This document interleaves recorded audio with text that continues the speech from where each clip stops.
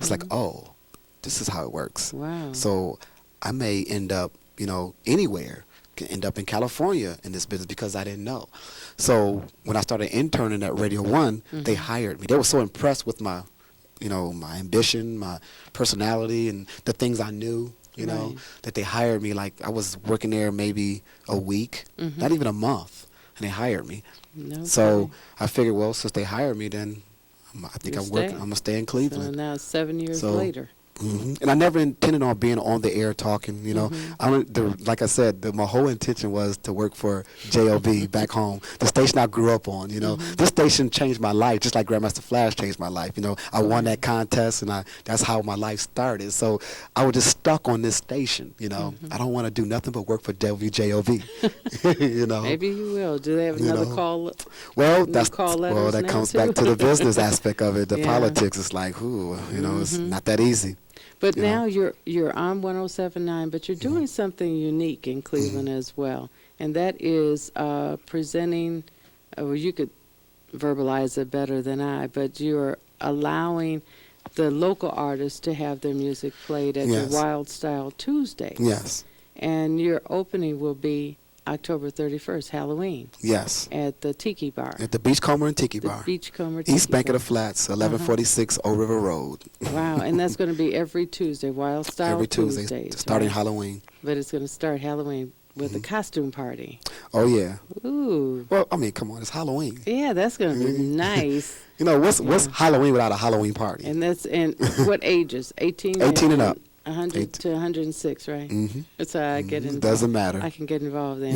No, you're not. Right? You're 16. So, Come on. But I'm just saying, I'm looking forward to it because I'm planning on going. Yeah. Oh, I'm very That's excited. exciting. Very excited. But the entire idea, because I know I've interviewed artists before, and their biggest complaint is that they can't get on anywhere. Right. They can't get their music played, and they're selling out of their trunks and trying to get those numbers up so that they can show that they're legitimate. Right. And now, because you did have, for a brief moment, another location. Right. And that's where you presented. I was there. That was the grand opening. You were there, yes. My son and I were there, Chip and I were there.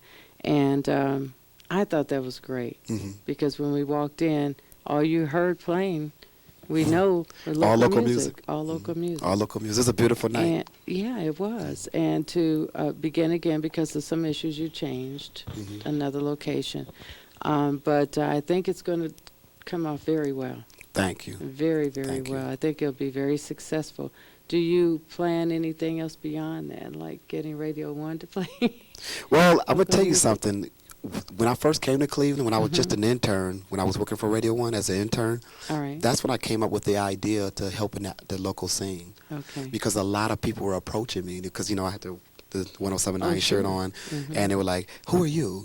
Are you such and such? No, I'm an intern, And they were like, well, hey, I'm an artist, I'm a singer, and they would give me their CDs, And I would go home and I would listen to them. It's like, wow. These and people, they're impressive too. They were great. Yeah, it sounded good. There were a few that was kind of, edgy, but for the most part of it, it was very, rounded, very, sounded good. So I went to my boss and was like, is there anything that we can do for these artists? Because at the same time, I'm trying to learn the business of the radio business. Sure. And they were like, no, that can't happen, I said, was there anything that we can do? No. So luckily, I ended up being a producer for the Russ Parr Morning Show. And then I ended up producing for the 6 to 10 afternoon show. And so what I did was I had open, and free, to create my ideas and stuff, Hey, you're the producer, you can produce things and stuff like that. So when I created these certain events, these bits, what we call them radio is bits, like skits and stuff like that, were features, like I don't know if you're familiar with the Hood Check, and the Blazing Seven. Definitely. Those are the things that you create, that I created, and in the process of creating these features, I decided to slip in something for the local scene, I said, well, maybe I can do something for them, maybe since, they won't allow me to do it or the radio station won't do it, I can slip that in and see what happens. So my boss was like, we can't do that. And I was like, okay. So then, it was a contest that they had, that they put together. Some others, I don't know, I can't remember who it was. It was a local promoter. It could have been Latif or anybody, but he was like a big promoter at the time. He still is. But there was a contest they put together with all these local artists, and my boss was so impressed that he came back to me and was like, remember when you had that idea? Why don't we try it? We could try it, So we tried it, and it worked out pretty good. It went from Home Jams, I named it Home Jams, Right, which is on the radio now. Yeah, I know that one. So it went from... I remember the hood check. I created that. So it went from Home Jam featured once, I think it was, one artist a night. Mm-hmm. to today is one artist featured for a whole week. So they get their song played for a whole week versus when it was just one artist a night actually it was one artist one night a month. Okay. So it was only 1 month. So an artist would get a chance to hear their music one time in a month. To one, to every night a different artist, to now it's the whole week they get one artist, a whole week. So it came a long ways, so that's good. So that's where it basically all started from, to where I wanted to basically give them an outlet.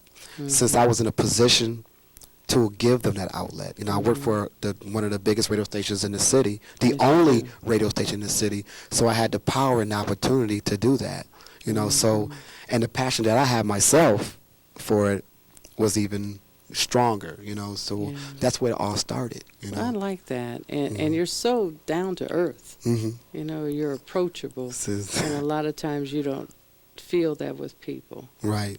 Who are celebrities, and that's what you want. I get that all the time. They say, oh, you work for a radio station. Why are you acting like this? It's like one thing about me is that I never change. When you're in the spotlight, it doesn't really. To that. You're accustomed to it, so it's it doesn't really mean anything to you. Okay. Well, you know what? I think Chip put up his hand 10 minutes ago. Said 5 minutes. We're going and going, so I may have to cut a little bit here and there. I don't know what I'm going to do because I've enjoyed the entire conversation. But thank you so much for no joining problem. me. I thank you for having me. And we're going to put down on the screen, when you're on, and your contact number and everything, if you don't mind. And if I can get into here to edit, we'll get it on before October 31st for sure. I appreciate it. Okay, thanks. I appreciate it. Hug. You hug? Hug, yeah, well, I'm not getting up with my stuff. Well, I'll do it like this. Okay. Thank you. Thank you very much. I don't hug men, though. Oh, all right, well, I'm glad you don't. I guess your wife is too, huh? And you've been watching A Woman's Point. Thank you for joining me. Have a good evening. Good night.